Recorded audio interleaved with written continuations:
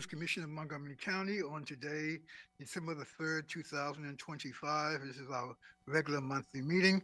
I would like to welcome those who are joining us on Zoom, as well as the senior staff and staff that are here from HOC. I'd also like to introduce to you my fellow commissioners who are here. To my immediate left is Jeffrey Merkowitz, who is the vice chair. To his left is Linda Kroom, commissioner. To my immediate right, Jonathan Miller, commissioner. Izola Shaw, commissioner, and also Paul Weech. We are expecting one other commissioner to join us today for the meeting. Who is he with us? Oh, he's on virtual.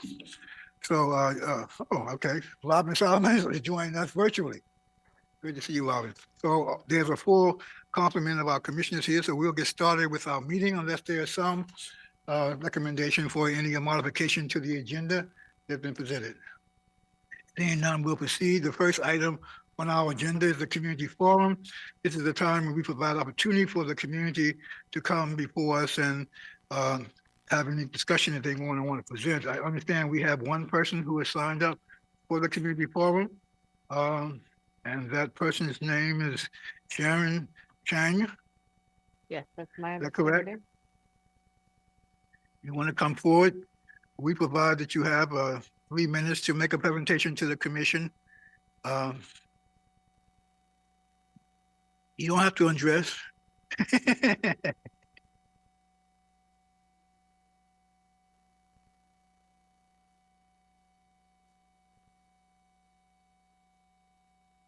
Good evening. Good evening. This is a formal submission for voucher reinstatement and governance level rent compliance intervention. Could you speak just a little louder so we can hear you, please? Is this better? Can you hear me?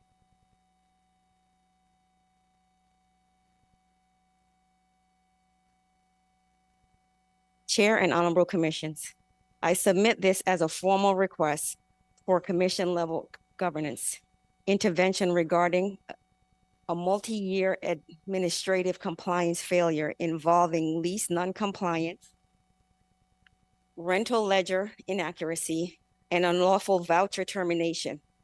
These failures have continued without corrective acknowledgement, resulting in escalating financial harm and housing instability. My tenant records confirms no update resident lease has been issued since 2021. My most recent recertification was submitted in March of 2025. As of date, I have not received any updated lease. Annual recertification have not been applied to my rental account for multiple years. My rent has been compounded month to month against outdated, unverified records. A disputed $37,000 ledger balance has been allowed to escalate without audit, transparency, or due process. The Housing Opportunity Commission is to provide safe, high quality, affordable housing and strengthen families through supportive service. By failing to process confirmed recertification, issued updated lease, and maintain accurate ledgers, HOC has acted in direct contradiction to mission. Instead of affordability and stability, they have been subjected me to unlawful rent escalation and loss of voucher protection. The gross negligence and abuse of the position. Despite my full compliance, including during the COVID-19 pandemic, HOC staff repeatedly ignore my submission. This constitutes gross administrative negligence and abuse of position defined by failure to act on confirmed documentation, improper rent billing tied to outdated records, termination of voucher benefits without grievance review or record validation. Administration turnover does not excuse systematic failure. Residents cannot be penalized for staff negligence. Governance authority under bylaws. This matter falls under commission governance authority, not staff discretion. Article 2, Section 2. The chair must present policy and business affairs matters to the commission. Rent billing compliance and recertification enforcement are governance matters. Article 2, Section 5. The Secretary Treasurer must maintain accurate record of all transaction and the financial condition of the commission. The 37,000 inaccuracy balance is evidence of negligent record keeping. Article 2, Section 9. The commission has authority to direct and empower personnel to execute compliance duties with quantum present. You are empowered. I'm presenting you to empower this immediately. Article 3, Section 5. Emergency special meetings may be convened when immediate action is required. My case qualifies as an urgent matter requiring intervention. Request for commission governance direction. I respectfully demand the commission issue the following corrective directives: immediate reinstatement of my rental voucher, full audit and correction of my rent ledger to reflect verified income and unemployment periods, immediate halt on escalation month-to-month rent charges tied to the disputed balance under the audit completion, issuance of an updated resident lease reflecting confirmed recertification, delivery of complete itemization rent ledger and lease status writing. Commissioners, this matter is not a tenant dispute, but a grievance. Failure continued, inaccurate constitution, gross negligent, and abdication of future duties. The bylaws vest you with the authority to act, and the mission obligates you to protect residents from housing instability. I therefore request that the submission be formally acknowledged by the chair, entered into the official meeting minutes, and assigned as governance oversight timeline for corrective actions. Thank you. Thank you very much for your comments. The commission certainly will follow through with our staff that has a responsibility for implementing our administrative plan, which governs the use of our funding for the Housing Choice Voucher Program. That's what the commission has a responsibility for approving, that we do approve, and we hold the staff through our president accountable for the operation and implementation of that plan. We will she's heard it. Your statement is on the record. It's been recorded. We will ask the staff to provide a report back to the commission on the status of your case, and we will then follow through with that.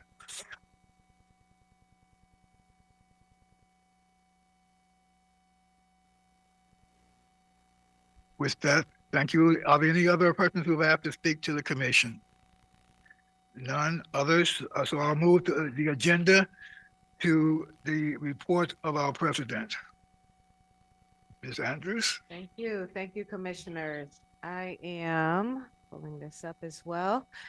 Pleased to share an update as it pertains to our activities. Next slide. As standard, we are focused in on our three primary goals tied to our strategic plan: expanding affordable housing in our county, enhancing the lives we touch through supportive services and partnerships, as well as excelling as a world-class organization. Next slide. Overall, we have obtained 51% progress in our 5-year strategic plan. We've lifted that up a number of times. This is our dashboard, however, and so we like to keep this in the presentation so that individuals can know that they can go on our website at www.hocmc.org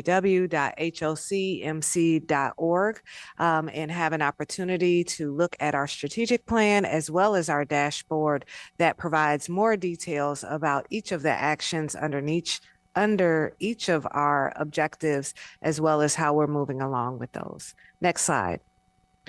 Today, we're going to focus in on our third goal, which is excelling as a world-class organization. This is definitely a key area of focus for us. And as you can see, we have 3 sub-goals. One is to excel as a world-class place to work. The second is to excel by providing world-class customer service. The third is to excel through modern technology and data systems. And I'll update you now on how we're moving along with those goals. Next slide. In terms of our goal 3A, excelling as a world-class organization, we have really made significant progress. You may recall that we started taking action as quickly as possible after our staff and stakeholder engagement. So we are at 85% progress with the goals that we had outlined here. Next slide. Some of them include internal efforts, such as increasing and improving our own communication as an agency. One of the efforts that we launched to do that most recently is our new employee intranet called HOC Connect. You see a little quick snapshot of what that looks like. This is really a central source for information sharing across the agency, a lot of our policies and procedures, an opportunity to even have and give kudos in between departments and lift up team members. It is highly advanced in that it's both digital and accessible on our desktop as well as our mobile apps. And so it has really been a wonderful living room for us, and it is one that we're continuing to build on as we move forward. Next slide. In addition, we continue to make strides as it pertains to focusing in on reducing staff turnover. And as you can see, just a year ago, we were at approximately 20%. We are now at 12% turnover, which is really a reflection of the great work of not only our HR division, but also the many divisions who have focused on ensuring that employees feel satisfied and are stabilized in their work. And so the turnover has gone down. Our vacancy rate is also at an all-time low of 7%. I will note that, as I've shared before, across the board in the industry, for example, in property management, turnover, vacancy rates are closer to 35%. So this is really a good indication on how we're positioned as an agency. Next slide. We are also, and this is a picture from our intranet, but you see when we bring on new talent, we lift them up so that people know that we brought on someone new, especially also having an opportunity to celebrate internal promotions. Over the course of the last quarter, we've hired 24 new full-time employees, 15 temporary staff, and we've launched a new referral program. You may have heard us speak about this in the past as a way to really try to leverage our own staff's professional networks to give some incentives and to help find talent, especially for some of our more difficult positions to fill. Next slide. In terms of talent development, we are pleased to share that, again, this is internal, but we have streamlined our new hire onboarding process. That was effort with multiple divisions, everything from how you get your computer to what your orientation looks like, et cetera, has been streamlined. And then we also have really been focusing on what the staff has asked for, which is more and more training. And so there's a new process that we've stood up in terms of ensuring that we have a more collective calendar, a method to demonstrate what trainings are mandatory, making sure that employees are up to date on ethics training, et cetera. Next slide. Transitioning to the world-class customer service efforts, I'll focus in on one of our larger efforts, and this was to transition our scattered sites to Rent Cafe. In the past, our scattered site residents would only have the ability to provide their research either by dropping them off or mailing them in, as well as making payment on a site that was kind of standalone. We now have a one-stop shop for our scattered site residents. They're leveraging Rent Cafe, and this was a huge transition. Now over 1,800 residents have access, and we've hosted a number of public town halls for those residents to know how to best leverage this technology. Next slide.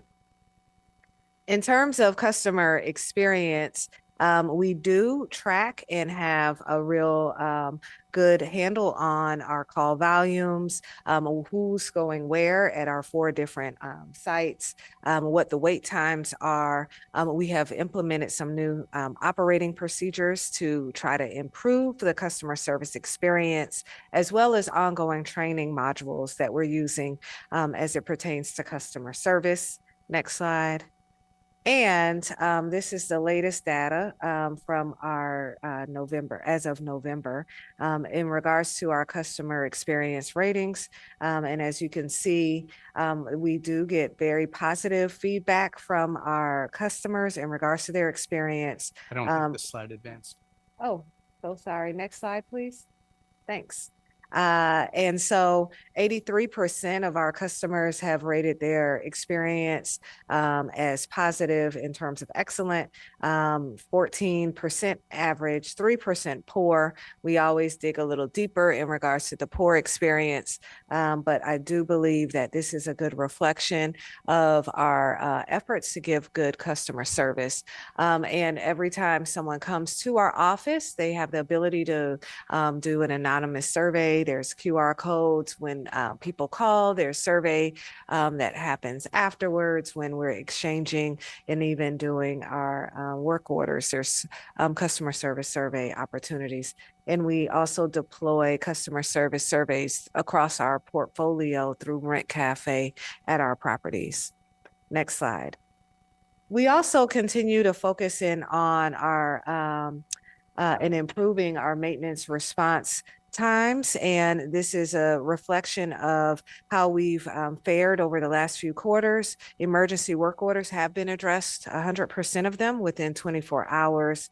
High priority work orders in terms of being addressed within 5 days. You see that we're inching up. We're at 54%. We're going to continue to focus on improvement there. And then all of our work orders have been addressed within 15 days. This is as of Q1 26. Next slide. I do want to give an update as it pertains to waitlist enhancements. This is something that we will be focused on even more in 2026. As the commission is aware, we have partnered with Yardi Systems to create a specialized software module for our waitlist. It is a very complicated task considering the number of programs that we administer and our requests for some preliminary questions to help people know which waitlist might be best suited for them. We're working with them on this. We will be coming back to the commission, especially through ARC and ultimately through the full commission to give updates on how we've moved this along, as well as any policy recommendations that we have to streamline this process. Next slide. In terms of AI, we do have an internal information and data governance committee. It has representatives from multiple departments listed here. We're monitoring. There still has not been a lot of movement on the federal court cases. The federal court cases ultimately will give us a clear understanding of who owns AI produced work product. We are taking a very conservative approach to not leverage AI in any capacity that might compromise any PII, but we are looking at ways to prompt potentially wording for good customer service, or how to think about smaller tasks like wordsmithing, those types of easier deployable AI tools. And this is being led by our CIO. Next slide. We have had great success with our digital equity initiative and must give a lot of appreciation to the county and the state who've helped us with this.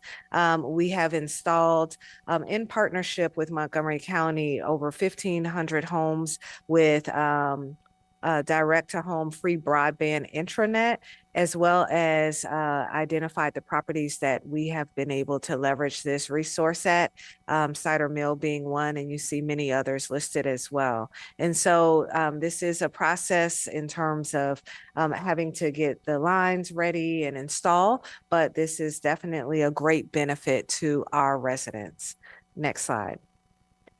In terms of legislative update, the federal shutdown is over, and we are closely monitoring what the FY26 HUD-related spending bill will, where it will land, in particular as it pertains to the housing choice vouchers. Next slide. And this is an area of concern for us. Permanent supportive housing is at risk. In fact, just yesterday, the notice of funding opportunity was released from HUD. It was what we feared, which was a complete shift from how we have and the nation has approached housing instability across multiple jurisdictions. There's less of a focus on permanent supportive housing, more focus on transitional housing. Our county, as reflected here currently, 87% of our funds for the continuum of care in this county have been focused on permanent supportive housing. So we are all grappling with how best to respond to this new policy shift, how to reduce the impact on our families who are currently in permanent supportive housing. Unfortunately, we've been advised that those families cannot transition to transitional housing. So there will be an effort with the state and with the county to explore how to best support those families, as well as how best to position us for this next round of funding opportunity. It is a very short timeline. In fact, I think we have less than 2 to 3 weeks to provide our application and for decisions to be made. So this is a hot and heavy issue for us right now. Next slide. And last but certainly not least, wanted to lift up an event that is open again to our residents. This is our annual holiday store and coat giveaway. This year will be taking place at East County Community Recreational Center. You see the date and time located here, as well as for the public as information on how to register for this wonderful event. And with that, next slide, I open for any questions or comments. Are there any questions from commissioners? Mr. Miller? On the homeless stuff, I mean, so what Christmas present, a nice Christmas present for the most vulnerable people. I mean, it's unbelievable. Mm-hmm. And thank you for the work you're gonna be doing on that. Thank you. How many in the county? I saw the state number. What were those county numbers? Right. In terms of the county, I'd have to get that exact number. I could tell you in a few moments, I'm certain. No, I no don't rush, have that no number in rush. front of me though. Yes. Commissioner Shaw? And just a follow-up with that question, about how many families do you think this would impact for HOC? Right. We currently have, I want to say 264 families. Okay. 264 families. We will be applying for permanent supportive housing in this next NOFO, but the overall allocation will only be for 30% of programs to go to permanent supportive housing. So even if we're successful, and of course the rest of our peers who also provide permanent supportive housing, there will be a significant reduction for individuals in that program. Across the county, it appears as though there are about 800 people in permanent supportive housing as well. 800 families, I should say. A question.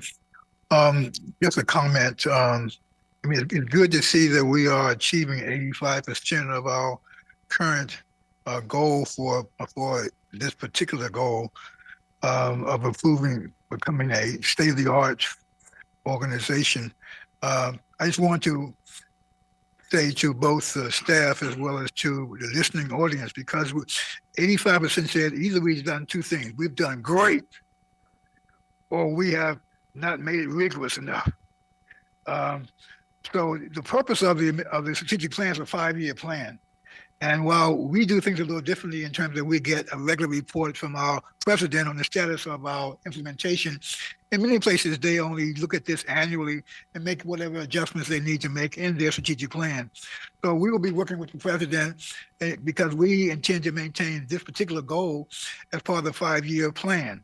And so there will be other things that we will do to modify, create other goal or other performance requirements to make sure that we continue to maintain this as an ongoing commitment for our 5 years. And we can always eliminate and remove things during this 5-year cycle.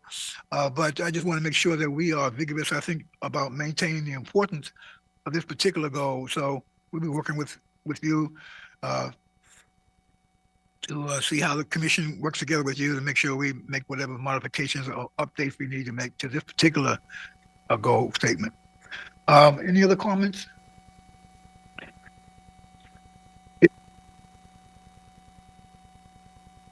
The commissioners exchange. I would like to acknowledge and thank the commissioners for the sharing of information that they are getting from current periodicals and materials they get from organizations that they are affiliated with that relate to our mission of affordable housing and whatnot. It's been very informative and encourage you to continue to do that. Are there any other comments from commissioners? Seeing none, I will move to the next item, which is the report from the Resident Advisory Board. I understand that we have the Vice President who's going to be coming with us today, making her maiden voyage to report to the commission. I want to welcome you, Ms. Johnson, and we look forward to your presentation.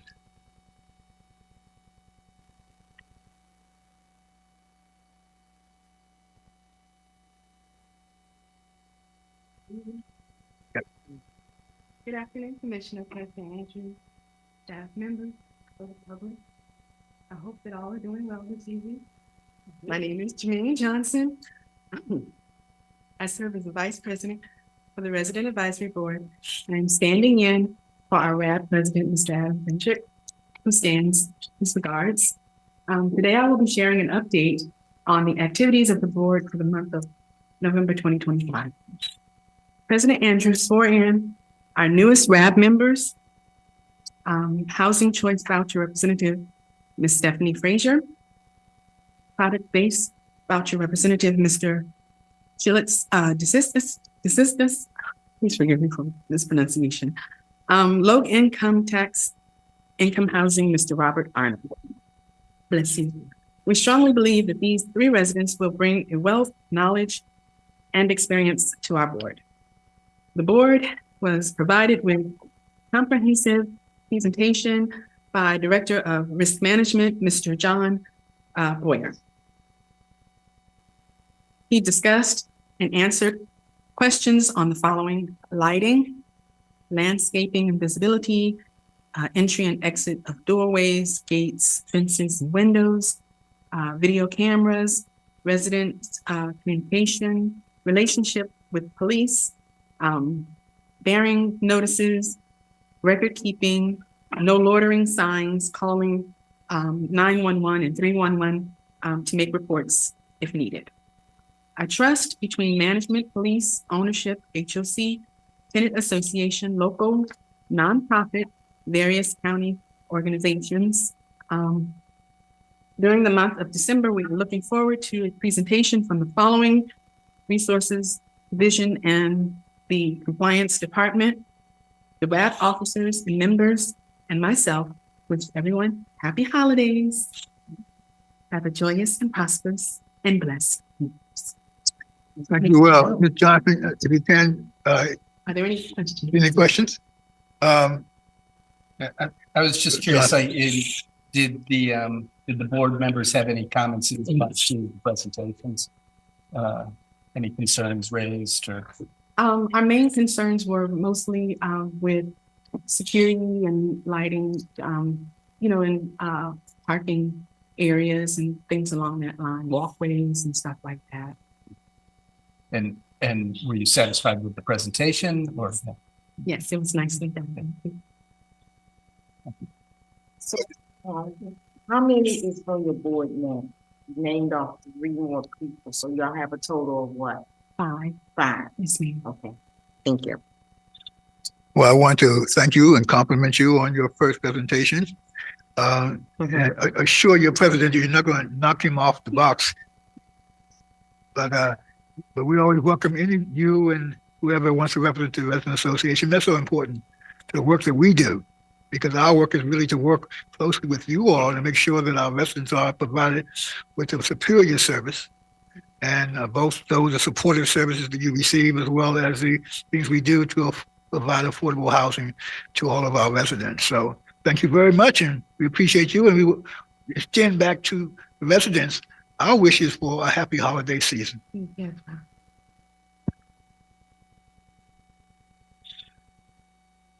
Next, we will move to the approval of our minutes. These are the minutes of November the 12th, 2025, open session, and also for the session of November 12th, open, as well as a closed session for November 12th. Can I get a motion to approve these minutes? moved. Second. Probably moved and seconded. All in favor signify by saying aye. Aye. Opposed, nay. So ordered. Thank you very much.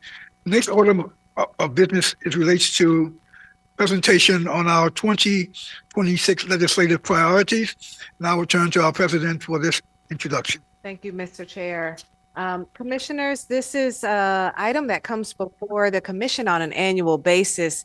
This would be, I think, our 3rd year doing legislative priorities. And you will hear from our Vice President of Government Affairs, Ken Silverman, a reflection on our success in 2025, as well as recommendations on how we should advance, and recommendations open for discussion with the commission for 2026. One thing I will note is, of course, HOC is bipartisan. We do not necessarily support individual bills from legislators. We ultimately always have an eye towards, in a policy position towards more affordable housing, reducing barriers for housing, increasing opportunities for our residents. You'll hear that theme throughout. You will also hear scenarios where we've been leading in terms of thinking innovatively on how we could advance those policy recommendations and where we've experienced some success. I will turn it over now to Ken Silverman to walk us through this. And as we go through, especially once we get to the 2026 recommendations, my thought is that as he advances, we can pause on each slide to see if there's alignment, support. We'll move forward with the next slide. Ken. Thank you, President Andrews, and good evening, commissioners. It's great to be back with you again to do this. As President Andrews said, for the 3rd year in a row. One thing I want to highlight is that I think each year the list has gotten a little bit shorter, and that's a good thing. We've actually gotten some things off the list, and then we've also, I think, as time has gone on, made an effort to sort of focus in on what are truly the priorities that we want to lift up, as opposed to sort of the general advocacy that we join many of our partner organizations in, to have a more focused message. The presentation kind of has 3 sections. One is just some sort of general background, some of which has been in prior presentations, but thought it would be useful to just highlight again. Then there's a section of kind of review of 2025, and I will kind of move through that relatively quickly, because then in the 2026 recommendations from the staff, we've addressed each of the 2025 items and highlighted how we would suggest keeping or changing them. And so our suggestion is that would be the best sort of vehicle to look at them individually and have discussion and questions and any changes the commission might want to see. So just going through the background here, this slide just sort of tries to outline our relationship with our 3 main levels of government stakeholders. at the federal, state, and local level. A mix of regulatory authority, funding, and not pictured here are our municipalities. Rockville, Gaithersburg, Tacoma Park, where we do have properties, and so there are some that do have regulatory authority over those properties, and sometimes we do work with them on financing. So, but these are the primary entities that regulate and fund HOC and are the target of our legislative efforts. Next slide, please. Just wanted to give a sense of the kind of flow of the year.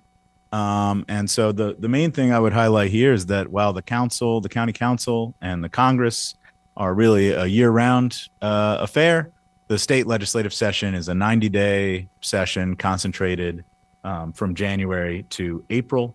And so we're getting ready to begin that exercise for 2026. And so that's a particularly intense period. We've also put kind of the budget timelines. The federal budget timeline is increasingly difficult to express. But for the county, that's sort of the public timeline we've put there. But actually, the county budget process is kind of year round as well. Like as soon as the one budget is passed, you're beginning, HOC has to begin our planning to make our request to the county executive, which then considers. And so, and I've also highlighted some dates here. I know Commissioner Miller had asked a question about, in particular, what the local bill process is. And so just a quick explanation there. Each county has a delegation, which is all of the delegates and senators from our county to the General Assembly. And that's a formal body. They have a chair, they have committees, and they consider what they call local bills. So a local bill is a state bill, would become a state law, but that only impacts one jurisdiction. And they have a sort of a norm or a tradition of local courtesy, which is that if the local delegation votes and approves a local bill, the rest of the assembly, won't really discuss or question it, and it kind of passes.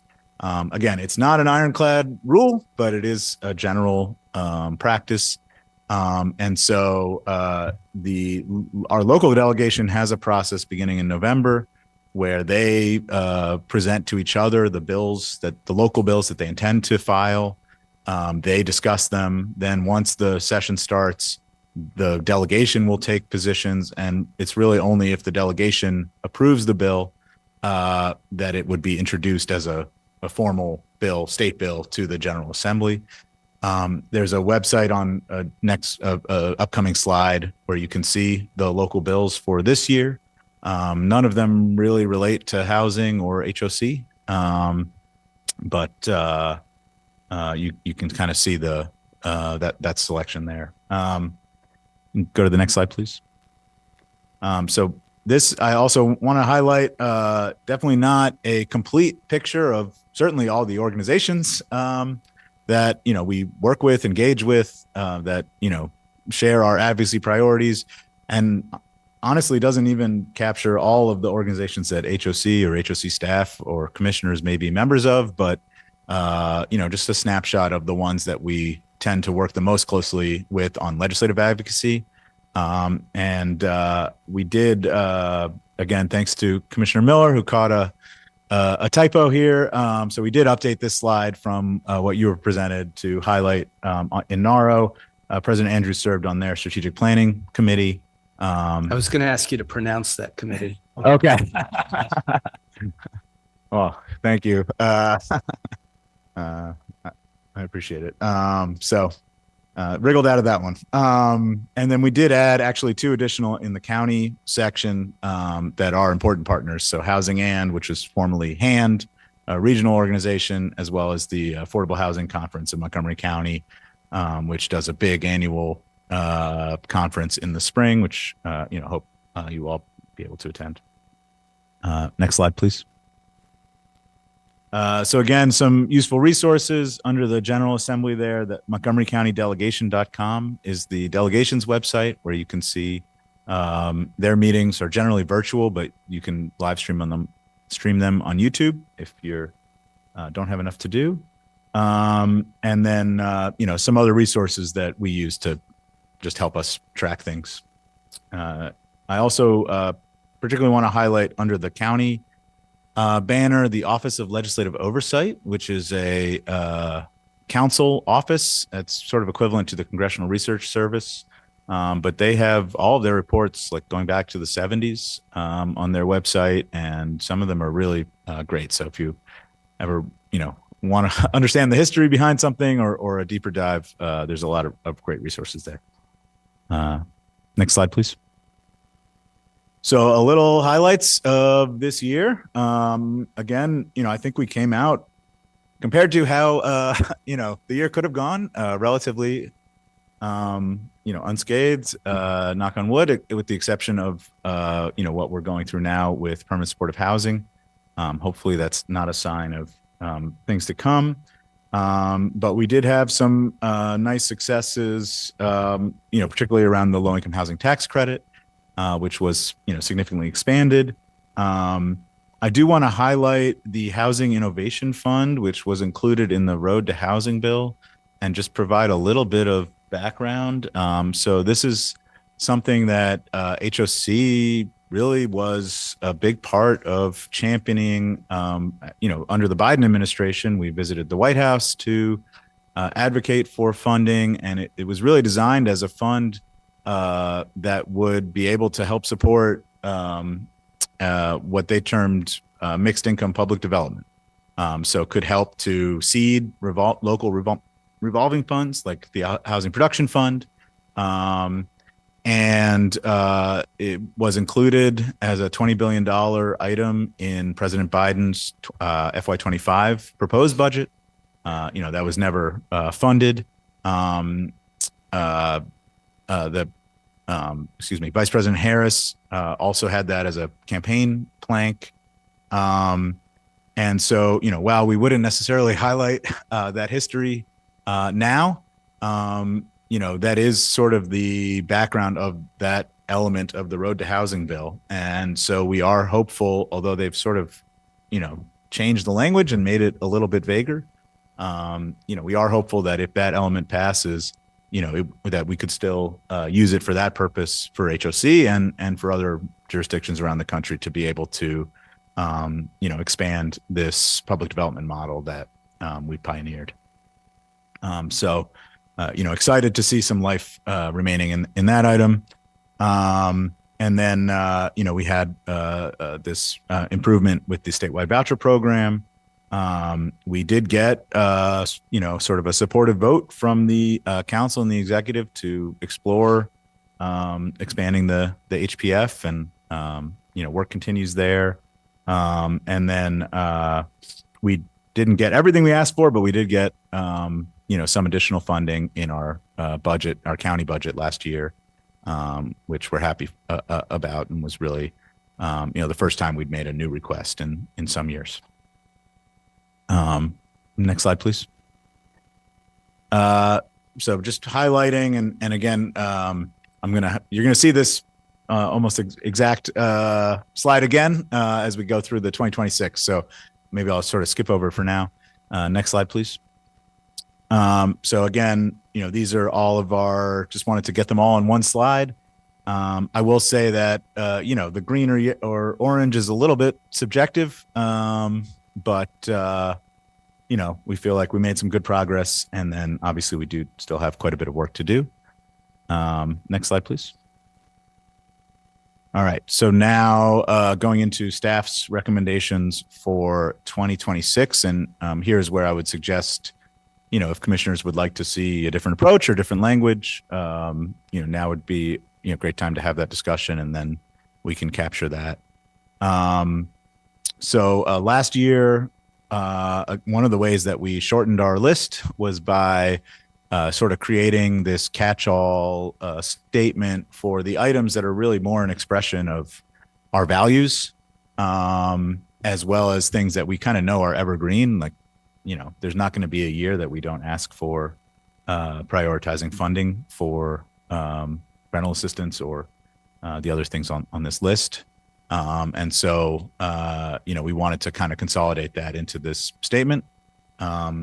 We felt like that worked well last year, but I know, well, why don't I pause there and see if folks have comments or questions about this? I guess, I mean, my reaction, I think it's the right statement, but maybe with some tweaks. What I was noticing is that we talk about prioritizing funding for all the right things. Down below, I guess, is where maybe we capture the idea of some regulatory reform. And I guess I wasn't sure if we should be saying, that should be a priority, I think, as well. Like that it's not just sort of weighing the costs and benefits of requirements, because I think, that I don't know if that implies that any new requirements, because we also need to look at what the existing requirements are. So I didn't know if we want to elevate in some way that one of our priorities is not just funding, because funding may be more difficult in this environment right now. Not that removing barriers, regulatory barriers, is ever easy. And we certainly see that with, Thrive 20. And we did retain last year, and we're suggesting to retain this year a specific, item around streamlining development review at the county and state levels. I think this, the intent of that was really at, things like BEPS, the building energy requirements, some of the other laws that the council and the state were considering that, maybe we're not even necessarily about housing or affordable housing, but that we wanted to ask them to really, think about the impact, and not, doesn't mean that we wouldn't, the commission wouldn't support any number of those things, but to make sure that there was, and so, for example, that did guide, our engagement on BEPS and asking for, the ability to have sort of longer runways for affordable housing compliance and that kind of thing. You could deal with that issue. We may not want to be wordsmithing while we're up here, but by just our partners in the federal, state, county, blah, blah, blah, help us achieve this mission by prioritizing funding for those 4 items, and then do a 2 and incorporate the idea that Commissioner Merkowitz mentioned of, regulatory streamlining, or however we want to frame it. Yeah, no, That puts it on an equal footing and independent from Yeah. That works. something along those lines definitely would, I think, be okay with me. And it's, I guess, one of the things I just want to weigh in on, and of course, I'm certain the commission is aware that the planning department is responsible for that process. The council is overseeing a whole initiative in terms of how to streamline the development process. We are supporting that effort by way of participating in focus group sessions, as well as on a smaller group session with organization called NACO that's looking at our zoning and our processes. But we have not been in the front line taking a stance on how the planning process is and who should be handling what aspects of that. Is that something that the commission would like to lift up as one of the areas that we would be vocal and participating in? I would say yes. That we should be participating in. To the extent that we see where the pain points are. Right. Now, we do participate. Yeah. But we're not leading an advocacy effort to say one approach versus another. And so that's where would love to make sure we're clear because I agree. We definitely have supported any and all efforts to streamline processes. We often provide support when bills are being introduced with that same thought in mind on the technical assistance and background on how long things take or how much it costs. And so we've played our role surely, but we have not been in the forefront in a very public way on that particular issue. And not that we cannot, but I just want to make sure if we do make that decision, that we are advancing that all with clarity in regards to that. I think a distinction I would suggest as well is that, there is streamlining efforts that are really about requirements and the development review process, where HOC really does have a very strong level of expertise and a unique point of view, and ability to contribute information and to the discussion. And then there's also related, but all of the sort of more zoning oriented discussions, in particular, there are some around missing middle that are both, very controversial as well as, less squarely in our expertise. So obviously it does impact the overall production of housing in the county, and that's part of our, strategic plan and our mission. But we're I think providing something a little less unique in value in terms of when we begin advocating on those kinds of issues. So I think that's just a place we've been careful to I think that is an important distinction. I think where we experience the pain points directly, I think that's where we can play the greatest role. With other issues that generally support more affordable housing, more housing within the county, I think we don't need to take a leadership role in that, but can be supportive. Yeah. Not to wordsmith too much, but another way, I will leave it to Steph, but could also say prioritizing funding and regulatory relief or something along those lines, for rental assistance, preservation, and development of affordable housing. Happy to, yeah. But I'm also, Feel free to I would play encourage, please, wordsmith to the degree that, we can get a clear consensus of what the commission, as a body agrees with. And is that the consensus? And if so, then we will definitely do that and we'll move on to the next slide. Yes, good. Great. Okay. Great. Good, thanks. Please. I have a question. Can you share more about can you go back one slide? The crucial support services and provide some examples of that and just some detail. Yeah, so that would be things like our resident services programs, which in particular all three levels, but in particular the federal and county government fund. So that could be things like our FSS programming.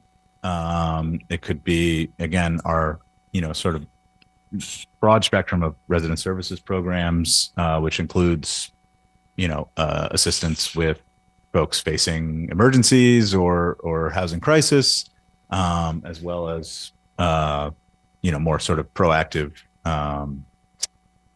programming and opportunities. You got it. Chelsea. That's it. Yes.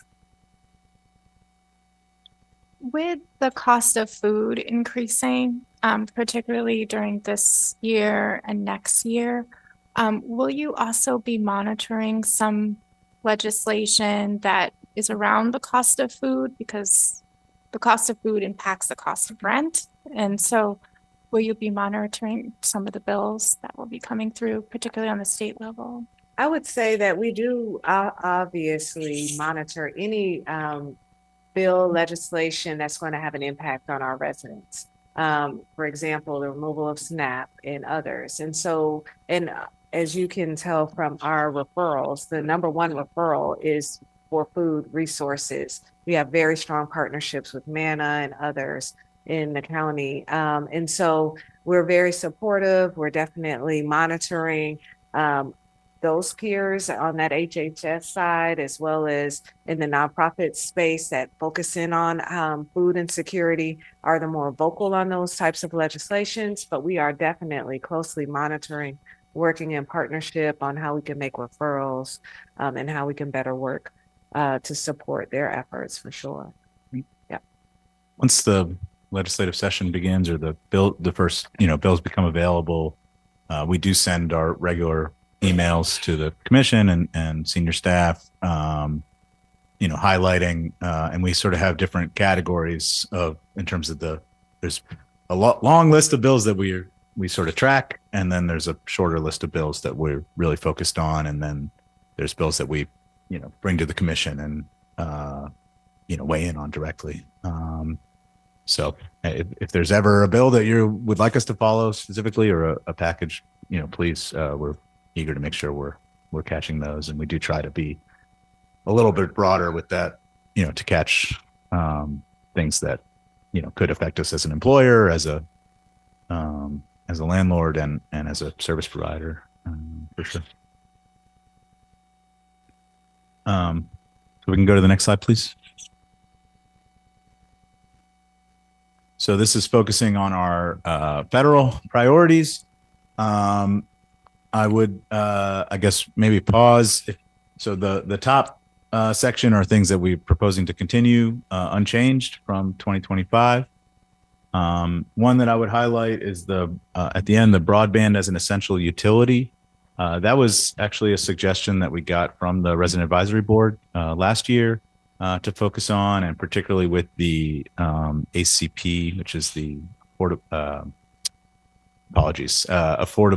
It was a low cost option through Verizon and others that was federally funded that unfortunately was allowed to expire. And so broadband is like sort of an even more significant issue. So what does it mean to be an essential utility? I mean, yeah, does that trigger something? It allows it to be included in the utility allowance if you have a voucher or a through PBRA. So that's the sort of meaning of it. Right now, that's not counted, and so you don't get. Good. Great. We're suggesting, kind of similar suggestions for vouchers as well as FSS that we just kind of reword from asking for growth in the program to protecting the programs. And in particular, FSS, we had begun advocating, and we're really hoping to explore opportunities for federal funding for some kind of FSS-like model that could, be applied to LIHTC or locally funded affordable units. But given the shift in the federal environment, I think, we really ought to focus on protecting those programs as much as possible. The other one that I understand the commission may want to discuss is the MTW item. Why don't I pause there? And so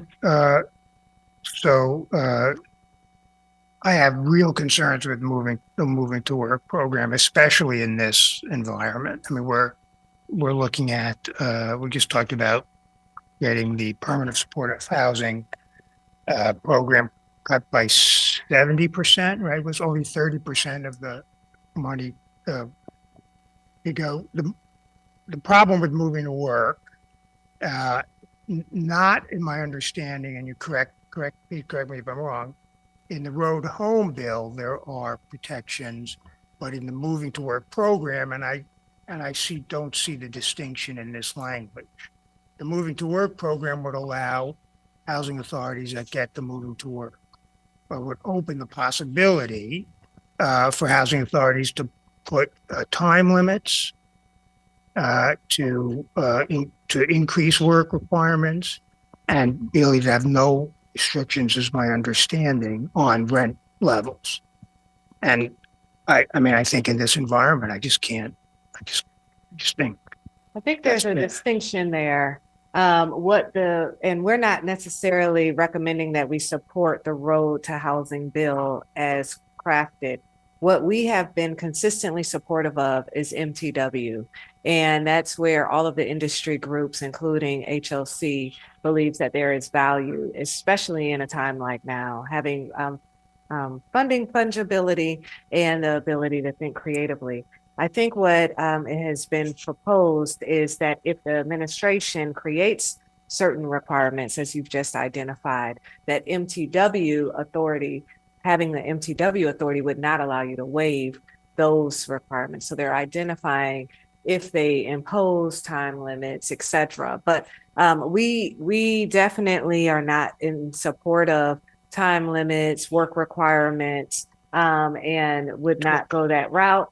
And I would say that if there is an opportunity to explore MTW, we'd be looking at what that criteria is. We'd be introducing what that looks like to the commission. You'd have to vote and support applying for it. Our position has been one of more generally supporting the concept of moving to work and the flexibilities that it allows. I have complete confidence that HOC would not take advantage of those authorities that exist in the underlying MTW law, which would allow MTW agencies to do those things. I mean, what this says is basically we support MTW, expanding MTW as is, which would allow any housing authority that got the designation, doesn't mean they have to, but it would allow them to put time limits on residents, increase work requirements on residents, and raise rents sort of without limit on residents. It would allow them to do that. And I don't think I would oppose supporting a program like that. Now, if we were to say something to the effect of moving to work with certain protections, such as exist in the Road to Home program and maybe others, that would be a statement that I would be more comfortable with. But if we just say we support the Moving to Work program, we're supporting a program that opens the door to those things. Let me understand for a minute. Would you? Yeah, please. Are you suggesting that under the Moving to Work legislation that there will be under that program there will be a requirement to accept these kinds of conditions?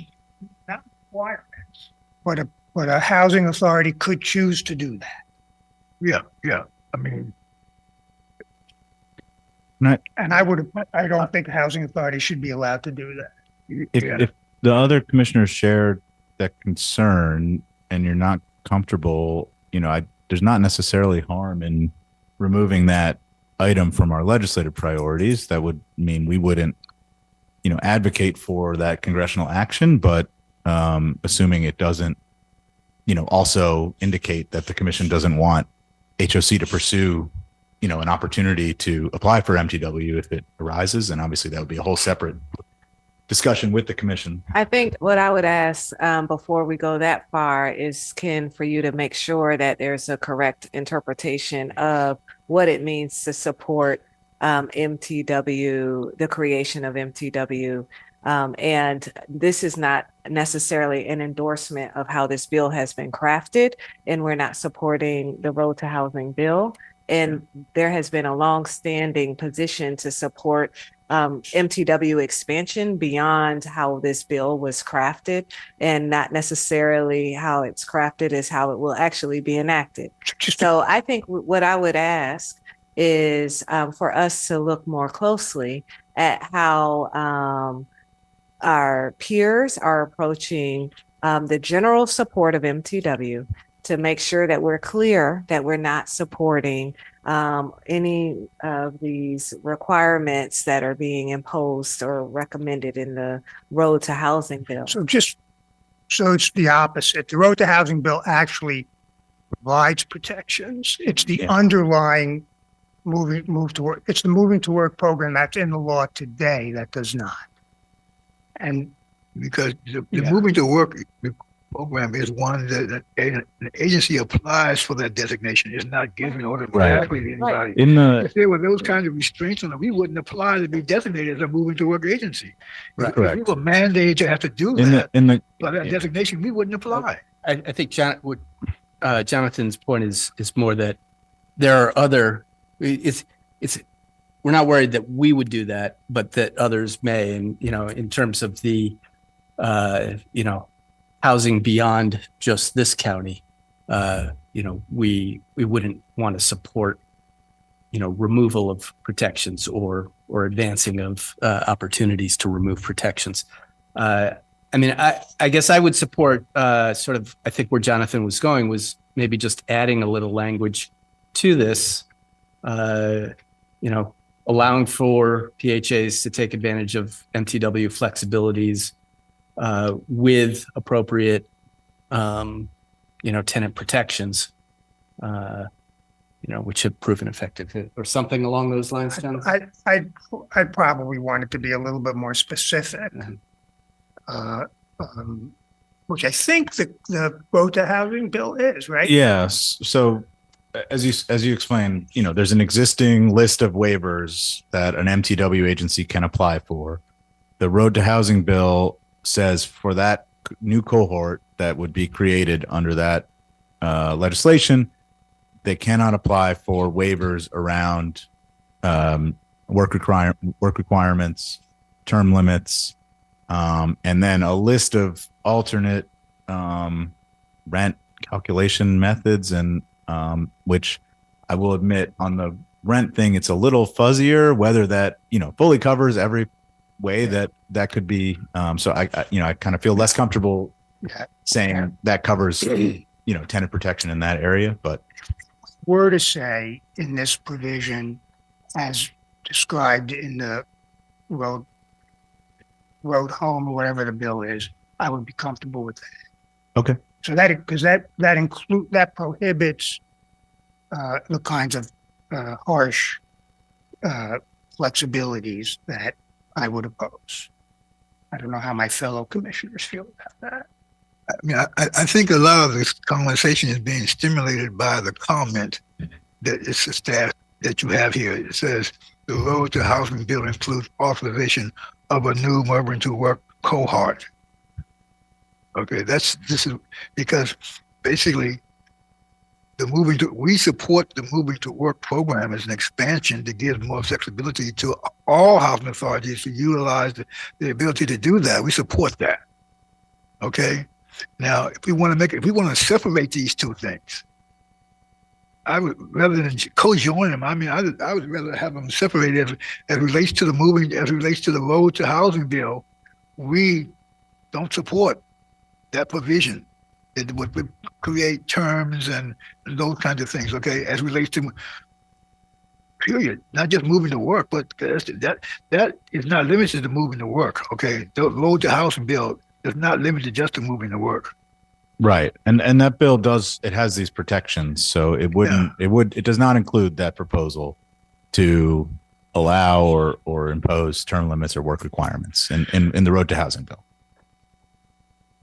I mean, we ought to, since we wouldn't do those things anyway, we ought to support in this language. We ought to be, I would suggest that we be clear in this language that the moving to work for all proposal includes the protections that are in the road to housing bill. That requirement. Yeah, that would make more sense to me. Yes. Okay. Yeah. That works. Yeah. With appropriate protections such as those proposed in the roads to housing bill. Yes. Yeah. Okay. Great. Does everyone support that? Can we- Okay. Any other comments on the? Yeah, please.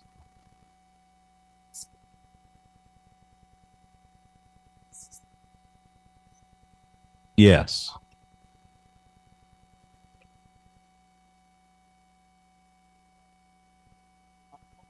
So we had hoped to use, after HOC used RAD to convert our public housing to PBRA, HUD created a new rule that allowed public housing authorities to use HAP funds to increase the rents on those RAD units, because the PBRA funding that we receive is still quite low. It's based on the public housing funding that would have been available. And so because we have had excess reserves in our HAP HAP funds, we would have liked to be able to with the commission's review and approval, allocate some of those to existing PBRA units and properties. And it, again, that was something that would have been allowed if we had converted, a couple years later. And so we were asking HUD to, change that ruling to allow already converted properties to, have that flexibility. It would have allowed us, but not required us to do it. So it would have been based on, the commission's determination of whether that was appropriate. They have made, actually, this administration has made a significant package of changes to the RAD program, and I guess they've now renamed it. I'm blanking on the new name, Rebuild, Restore, something like that. But that was not one of them.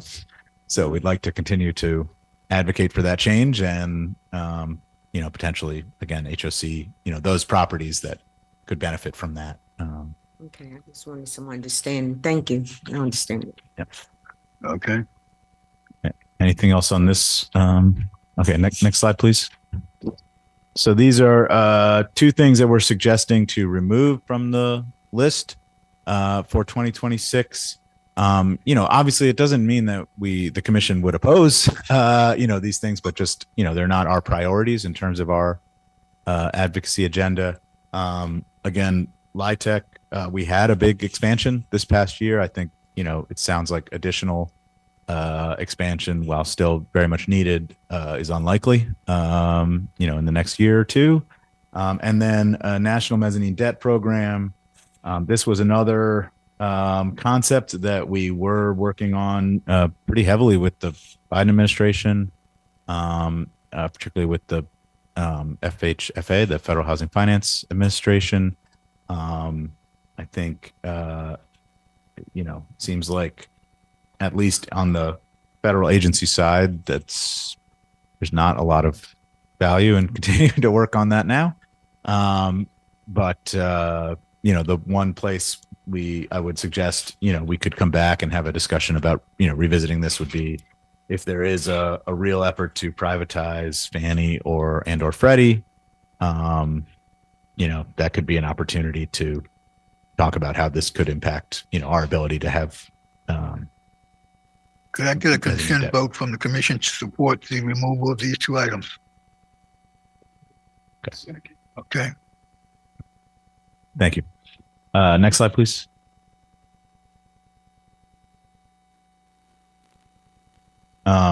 So for the state, we have these three items that we would suggest continuing to pursue.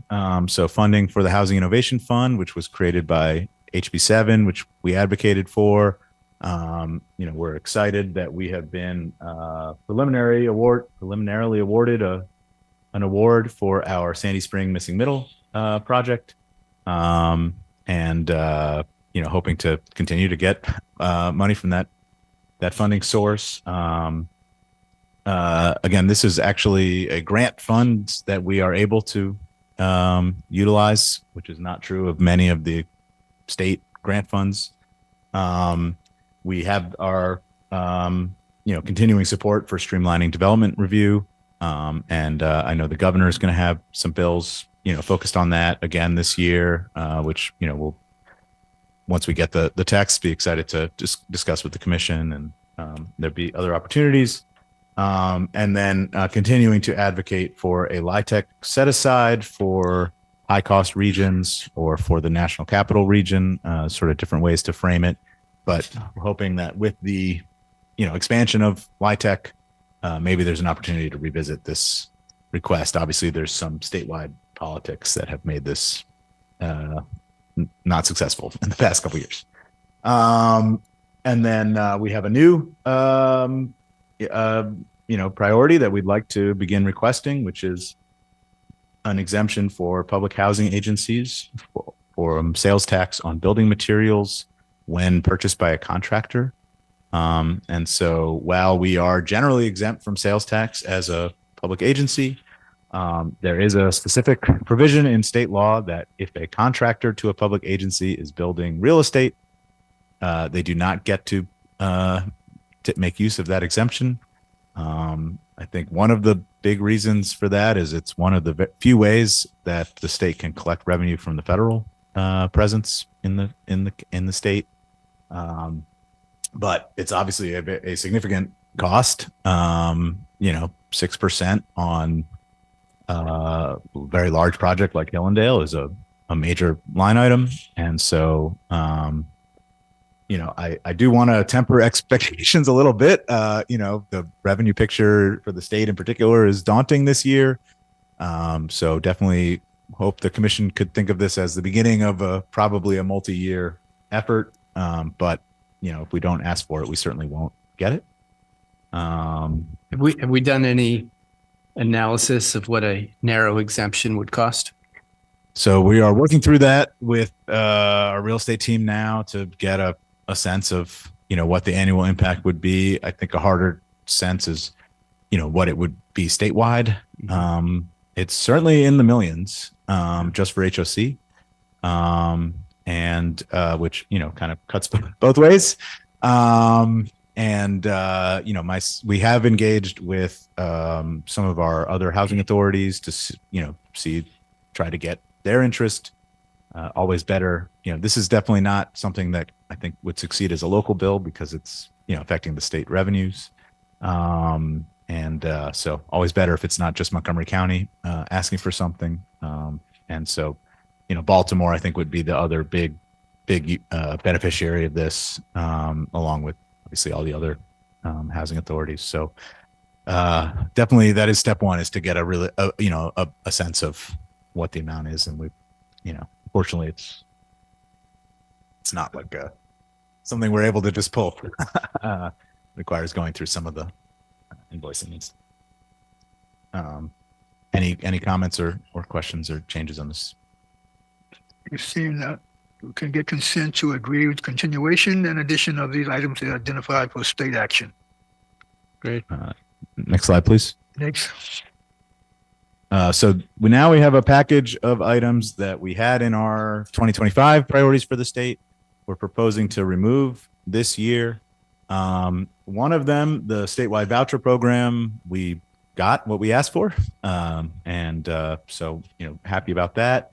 The recordation tax exemption, our excellent legal team was able to negotiate an administrative solution to that, so we don't require a legislative fix anymore.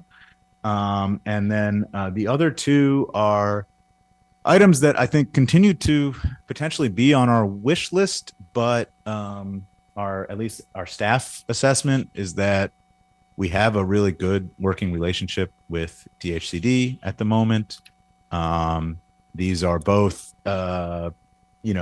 changes that would, have, again, complicated statewide politics.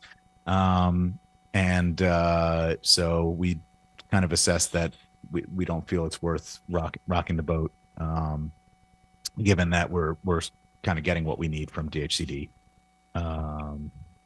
Right now. If there are no questions, can we get agreement of consent to remove these items from the legislative agenda for 2026? Consent? Ooh. Next item. Next slide. Next slide, please. Okay, great. So for the county, continuing to focus on the housing production fund, again, streamlining development review, and then local rental assistance. And so that includes, things like the HOC Bridge program, as well as, our existing rent supplement program. Some of these may be even more important, given the permanent supportive housing shifts. And then we are proposing, last year we had placed 2 specific budget items. The commission sort of separately reviews and approves HOC's budget requests to the county. And so, we're suggesting that we just, kind of put that, highlight HOC's operating and capital budget requests. And then, of course, we will vigorously advocate for those. But we sort of submit those through a separate process. These rewrites for 2026 are consistent with actions we've taken already as a commission to support these items. Correct. Commission we've done. So can I get a consent that we support the continuation and rewriting of items that are identified on this recommendation for changes to the county? So move. Eric, please. Okay. Next item. All right. And so we didn't want to, we didn't have any removals from the county.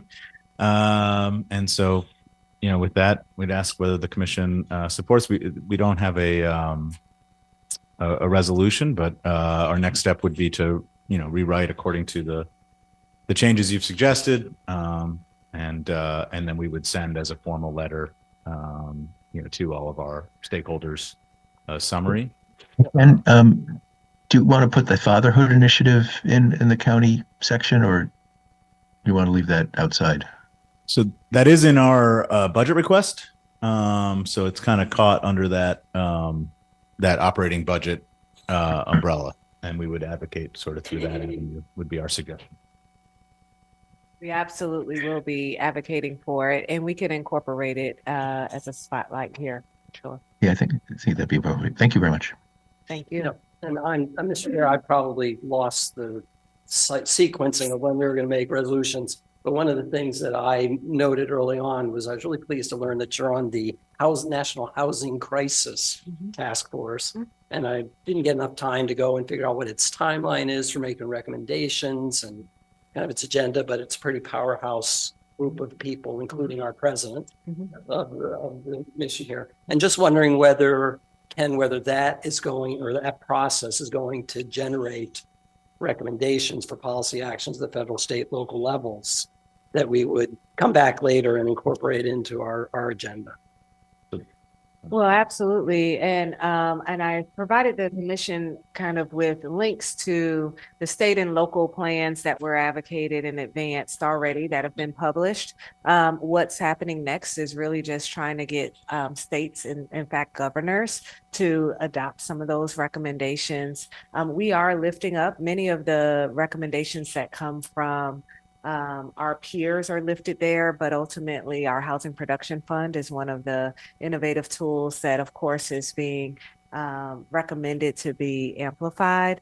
And so I don't know that there will be any new initiatives that come at this juncture. We've kind of gone through the first year of the task force. Now is really just an implementation adaptive phase. There's been recent support from Balmer Group, which is a philanthropic funder who has provided substantial resource to the task force to help get really this going and get support in terms of technical support for different jurisdictions that might be interested. I can definitely continue to keep us updated as that work moves forward. I'm currently on the subcommittee related to the governor's implementation, and so can definitely lift that up. But the plan is very robust and reflects the conditions across the U.S., some of which are not our personal challenges, but ultimately all get to the same point, which is how can we creatively transition and allow local jurisdictions to come up with solutions that aren't solely reliant on the federal government to address their local housing challenges. Yeah, and apropos of the conversation we had earlier along those lines, I support the several places, Ken, throughout the agenda where we're supporting streamlining permitting and making it easier to develop. And I think My read of the political winds is there's a huge bipartisan, multi-sector support for figuring that out. Yes, Yeah. there is. And I think there'll be tons of opportunities in the coming year Mhm. to weigh in, support, and figure out if we want to lean in more with specific changes. Yes, absolutely. Thank you for raising that. Thanks for all your work on this. Could I get a motion? I'll make a motion that we approve the legislative priorities that have been laid out, subject to the changes that have been recommended. That includes ballot initiative and the matter dealing with moving to work. With that, can I get a second? Second.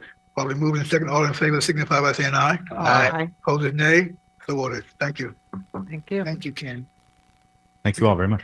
Thanks. We now move into the next item, which is dealing with community reports and recommendations. The only committee we have for this session is the Budget, Finance, and Audit Committee. Yeah. We have two items that are before you. The first item deals with the audit acceptance of the Housing Choice HOC fiscal year 25 audit and also the calendar year 2024 audits. Those are the two items that the committee is recommending for your approval. They have been presented to the committee and we recommended them to the full commission for approval. So with that, I'll turn to our president for discussion. The first item, which is the acceptance of the HOC fiscal audit for 2025, the audit financial statement. Yes, commissioners, on an annual basis, we have an independent audit that takes place and ultimately a very comprehensive report that's referred to as ACOFR, but it's our annual consolidated financial report and single audit. We have for many years had the benefit of Clifton Larson. I do believe, I want to make sure we have Will Dresky here from Drazo.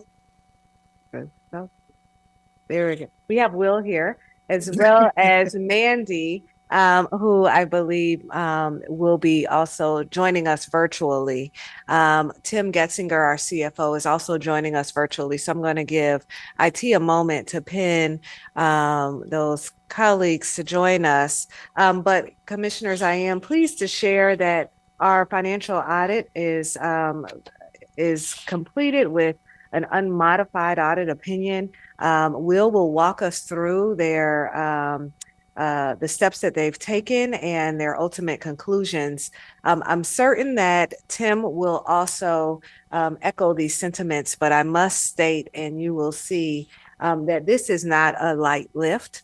Our finance team has put a lot of energy towards ensuring that our auditors have what they need to do their full unbiased assessment of our financial position. I want to thank our finance team. I want to thank Tim, our controller, and the entire team that has worked to help advance this work. I also want to just give a moment to celebrate and acknowledge that this is the 16th year in a row that our finance team has been awarded the Government Finance Officers Association Certificate of Achievement for Excellence in Finance Reporting. And of course, we can get to a point where we say, of course we've gotten it, but I will say that it's not an easy task, and it's one that I want to just make sure that we have a chance to celebrate and acknowledge the hard work that goes into that. With that, I'm going to turn it over virtually to Tim Getzinger, who I think will make our CFO some introductory remarks, and then we'll turn it over to Will. Thank you, President Andrews and the Commission and the viewing public. For the record, my name is Tim Getzinger, Senior VP of Finance and CFO. You can stay at the top of page 1. The purpose of this packet item is to receive Commission acceptance of the HOC fiscal year 2025 audited financial statements. As with last year, I would like to introduce Will Drozdowski, I think I got that, from our auditing firm, Clifton Larson Allen, for their presentation. Thank you, Tim. Thank you, President Andrews. Hello, everyone. It's been a couple weeks. It's good to see you all again. Not all of you, but good to meet you all as well. We have a fantastic audit team. And just with some background, as you know, over 60 HUD engagements we engage across the country. It's a fantastic team. I'm an assurance director from our CLA FY 2025 audit engagement team again.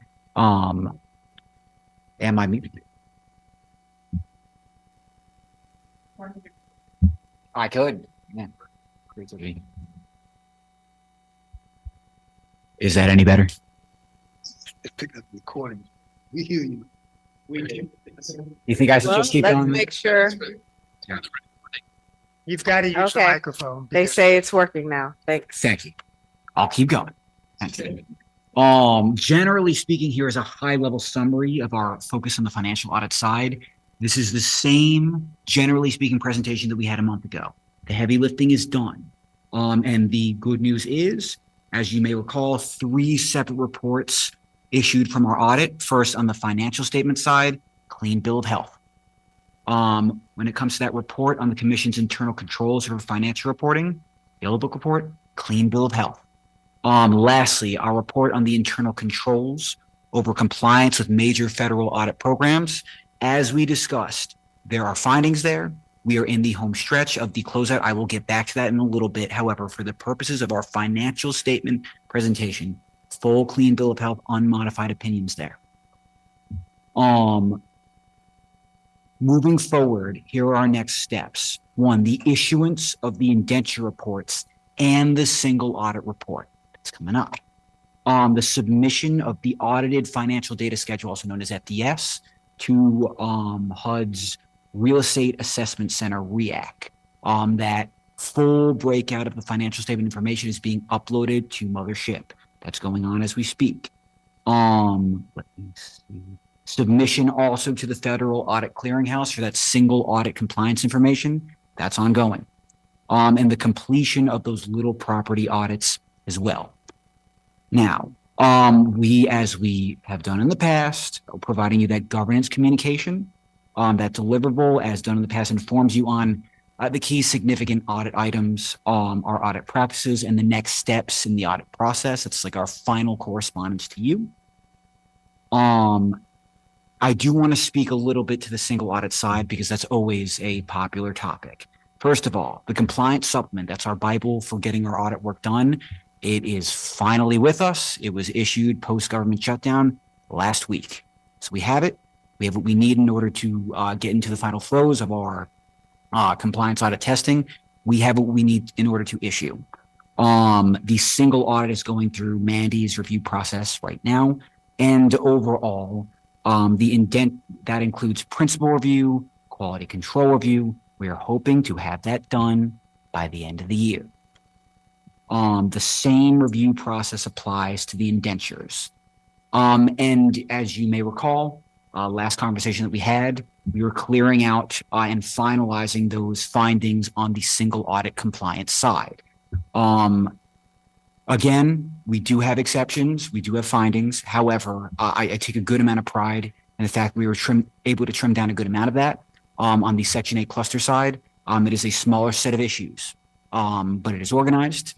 And there is, we have far more clarity than we did. And we are getting towards that corrective action plan that is now more important than ever to ensure that you know the steps you need to in order to clean these items up and to have a cleaner future with hopefully no exceptions, with no findings. So again, clean bill of health on the financial statement side. We are in that final review process on the single audit side. Open to any questions that you may have. No, I think that right now, all we're being asked to do is to really accept the fiscal year audited financial statement, which is, as identified, unmodified audit opinion, no management letters, comments, and so we can in fact take an action to approve that item. While we, is there a resolution for us to do that today? Resolution number 25-71. Acceptance of the HOC's. If I may, Chair Priest, I just wanted to acknowledge some staff members and some folks before this was accepted. Specifically, and I am sorry for the interruption, I wanted to acknowledge our controller, Eugenia Pascal, our assistant controller, Nikita Patel, the property accounting team of Claudia Wilson, Donna Crummer, Miriam Calabro, and Scarlett Savelle Garcia, and from our general accounting team, Charlotte Mumba, Siwa Obamajan, and Omama Yonis, And from the bond team, Paige Walsh and Change May, and of course from CLA, among others, Mandy Merchant and Will Drozdowski. I just want to let you know that we sent electronic copies earlier today, and if you would like hard copies, please reach out to Chelsea and we will facilitate that for you. And that is the conclusion of my presentation. Thank you.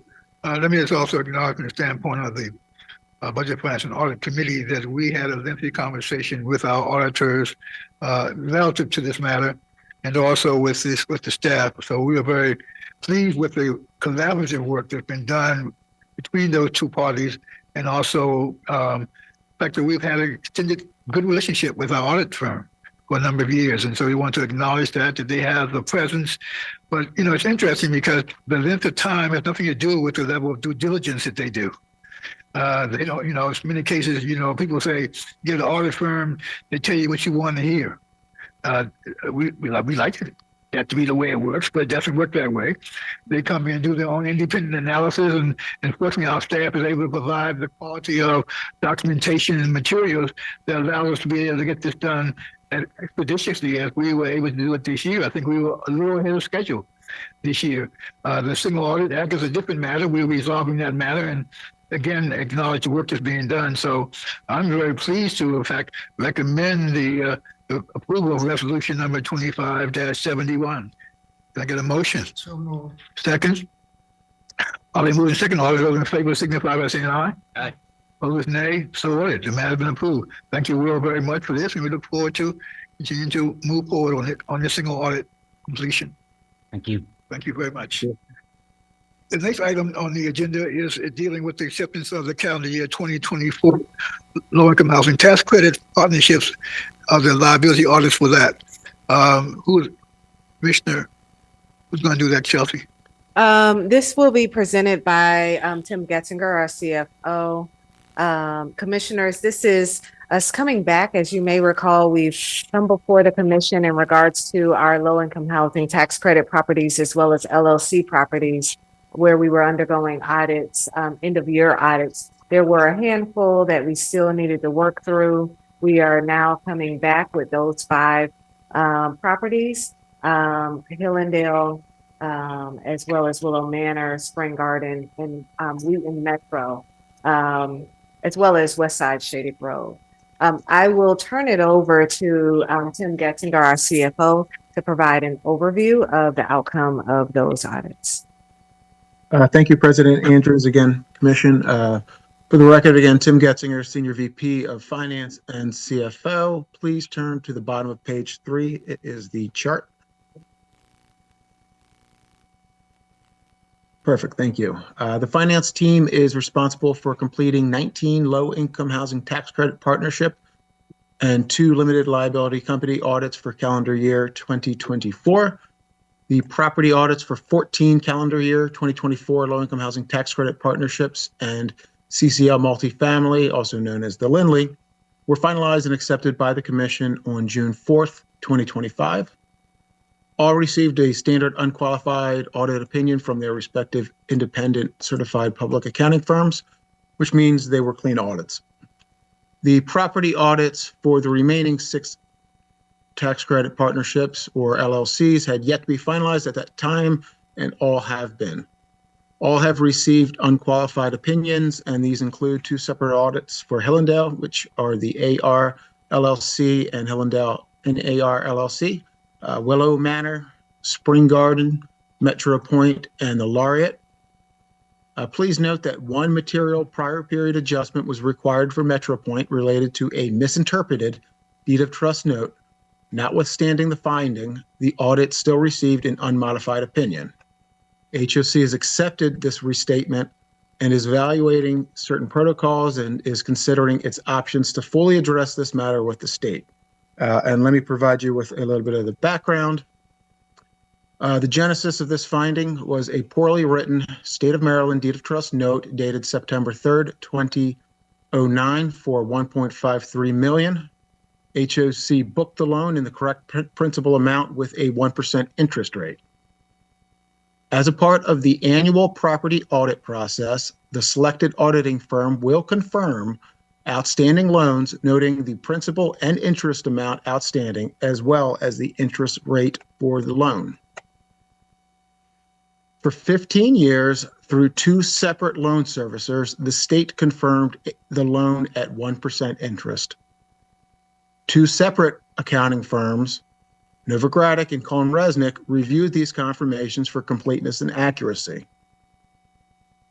This year, the state's loan servicer, with new loan servicing staff, discovered that the wrong interest rate had been confirmed for 15 years.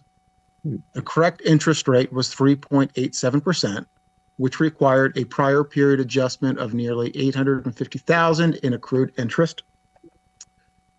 There are two potential options we are exploring to best address this interest because, frankly, we do find that this should have been caught by the state in the confirmation process.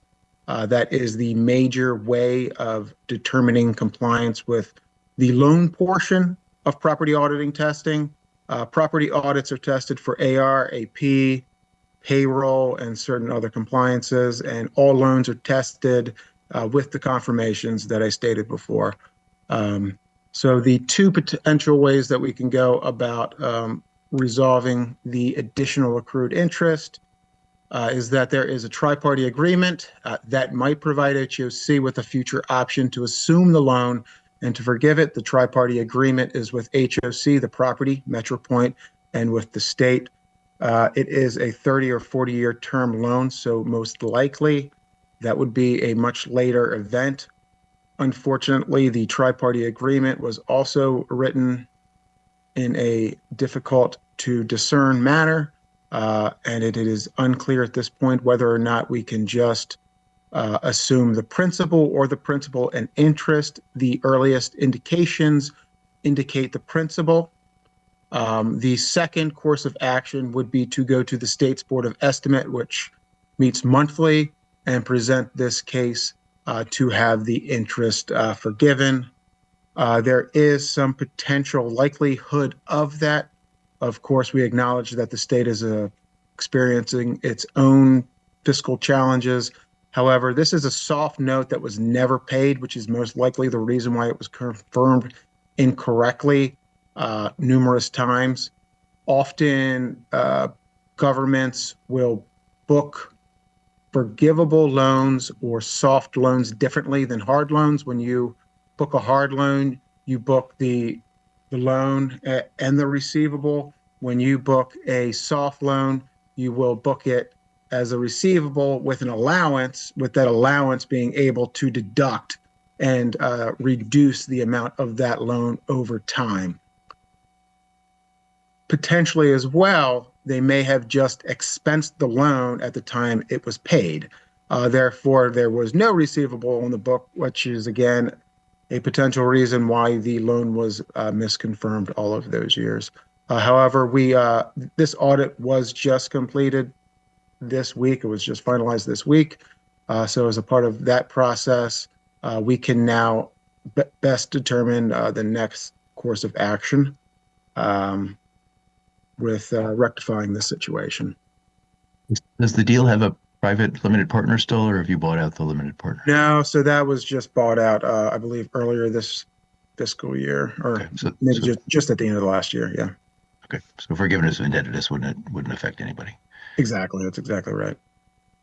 And so with that, staff requests the commission to accept the audits for 5 low-income housing partnerships and HOC at West Side Shady Grove. This concludes my presentation, and I would be happy to answer any questions. Have you any questions? I mean, it's on the matter dealing with MetroPoint, Tim. I mean, it would seem to me that the state would take some leadership in seeing this matter being resolved. I mean, because they, in fact, were the ones who initiated and were complicit in terms of for 15 years agreeing to it. And so that to want to try to get HOC liable for that repayment of $850,000, I think it's just really unthinkable. And certainly we should do whatever we need to do to make this matter go away as soon as possible. We will explore and definitely get back to you all on next steps. Okay. With that, is there a resolution number for this? Yes. 2572 for acceptance of the calendar year 2024 low-income housing tax credit partnership audits. Can I get a motion to accept, to approve resolution 2572? So moved. Second, Second. probably moved and seconded to approve resolution 2572. All in favor signify by saying aye. Aye. Opposed, nay. So ordered. Thank you very much. Thank you. Pursuant to section 3035B and D of the general provisions article of the annotated code of Maryland, I move to adopt the written closing statement dated December the 3rd, 2025, and to adjourn this open session to a closed session to discuss two topics. The first topic is confidential information about the financing at two properties located in Bethesda. HOC must discuss this topic in closed session to protect private parties' confidential commercial and financial information. Section 3-305B13 allows this topic to be closed. The second topic is the ongoing litigation at Westwood Towers. HOC must discuss this topic in closed session to protect HOC's interest in the litigation and its attorney-client privilege. Section 3-305B7, B8, and B13 allow this topic to be closed. If a member of the public that is watching this meeting in real time on the YouTube wishes to object to the closed meeting, please comment in the YouTube chat box or contact HOC's General Counsel. Instructions can be found in the Open Meetings Act objection procedures, which is posted on HOC's website. Do I have a second? All in favor signify by saying aye. Aye. Opposed, nay. So ordered. The meeting is now, open meeting is now adjourned. Thank you. As of Thank you. 5:52. Oh, 5:51 p.m. Close enough.